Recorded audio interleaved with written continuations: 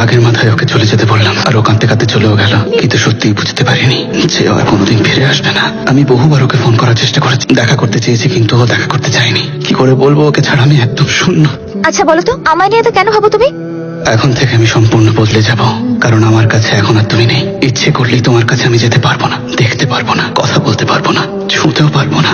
জানি না তোমাকে ছাড়া আমার কি করে দিন কাটবে। লিলি, তোমার মনে হয় আমি পারবো? আমি তোমায় ভুলতে পারবো? কতদিন তোকে দেখিনি, বল না কবে বাড়ি আসবি? দাদুর মৃত্যুতে আসিসনি, সামনে ওনার বাৎসরিক, এবার অন্তত আয়।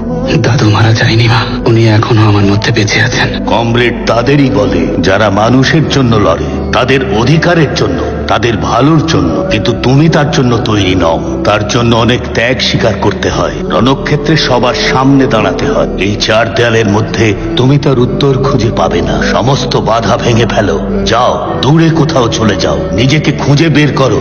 যেদিন তুমি একজন সত্যিকারের কমরেড হতে পারবে, সেদিন তোমার সব উত্তর খুঁজে পাবে। হতে পারে রাস্তা খুব দুর্গম, ভাগ্য হয়তো প্রতি মুহূর্তে তোমার পরীক্ষা নেবে। কখনো নিজের ওপর বিশ্বাস হারিও না। তুমি যা বলেছিলে একদম ঠিক বলেছিলে দাদু। এই পথ, এই পাহাড়, এই নদী, এই হাওয়া, এই মাটি, সবাই আমার সাথে কথা বলে।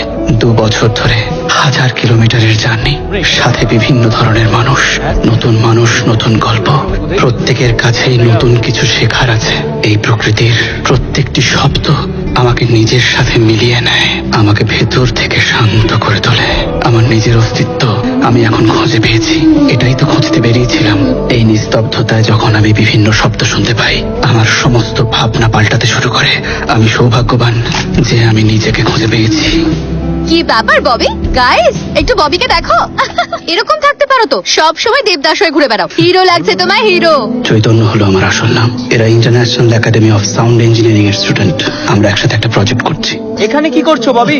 এই ববি, শোনো, ডক্টর আমাদের অ্যাপয়েন্টমেন্ট দিয়ে দিয়েছেন, কাল হায়দ্রাবাদে ডেকেছেন দেখা করতে।